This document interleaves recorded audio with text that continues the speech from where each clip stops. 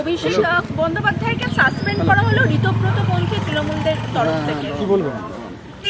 যাদের ইচ্ছে হয়েছে তারা করেছে। এটা কি হয়, করা যায়? আমার মনে হয় সংবিধানে এরকম হয় না, বা দাদা ক্যামেরার দিকে দলের যে সংবিধান রয়েছে বা আমাদের তৃণমূল কংগ্রেসের যে মানে লিগ্যাল পয়েন্ট সংবিধান, তাতে এরকমভাবে কখনো করা যায় না। এবং সেখানে দলের মানে পার্মানেন্ট চেয়ারপারসন হিসেবে মমতা বন্দ্যোপাধ্যায়কে রাখা আছে। কিন্তু চেয়ারপারসন পদেও পরিবর্তন করা হয়েছে, অরূপ রায়কে চেয়ারপারসন করা হয়েছে। সরিয়ে দেওয়া হলো। আমি তো সেটাই বলছি, সেটা এটা হয় না। এগুলো যখন কোনো দলে বিদ্রোহ হয়, কোনো রকম দলের মধ্যে নানা রকম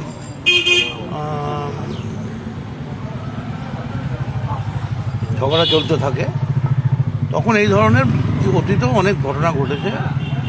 ইন্ডিয়ান ন্যাশনাল কংগ্রেসও অনেক ঘটনা ঘটেছে, সিপিএমও ঘটেছে, সিপিআইতেও ঘটেছে, নকশালেও ঘটেছে। মানে কিছু লোক তারা এরকম করার চেষ্টা করছে, কিন্তু আমার ধারণা যে আলটিমেটলি বাংলার মানুষ যে 2,60,00,000 ভোট দিয়েছে, এটা মমতা বন্দ্যোপাধ্যায়ের মুখটা দেখেই ভোট দিয়েছে। সেটা হচ্ছে মদনদা, আজকে আমরা দেখলাম যে তৃণমূল কংগ্রেসের যে লোগো, সেই লোগো, অল ইন্ডিয়া তৃণমূল কংগ্রেসের ব্যানার, এই দুটোই ব্যবহার করা হলো ঋতব্রত বন্দ্যোপাধ্যায়ের তৃণমূল। হ্যাঁ, দেখলাম নেতাজি সুভাষের ছবি ছাড়া, সেটাও দেখলাম। 21শে জুলাইয়ের ভবিষ্যৎ কি হবে? আমি তো নেতাজি নিয়ে কথা বললাম। 21শে জুলাই হবে। প্রচুর বৃষ্টি আসছে। মানে আমি কালকে একজন মহিলা অফিসার বলছিলাম, শুনছিলাম, প্রায় 10 মিনিট ধরে একটা টিভিতে বললো, এই চ্যানেলে, কি সাংঘাতিক পশ্চিমবঙ্গে গাঙ্গেয় বর্ষা, নিম্নচাপ, ঊর্ধ্বচাপ। দেখা যাক, তারপর তো 21শে জুলাই আসছে, এখনো পুরো 1 মাস বাকি। মানে আপনি বলছেন যে 21শে জুলাই আসার আগে রাজনৈতিক বৃষ্টিও হতে পারে বা রাজনৈতিকভাবে প্রাকৃতিক দুর্যোগ আসতে পারে।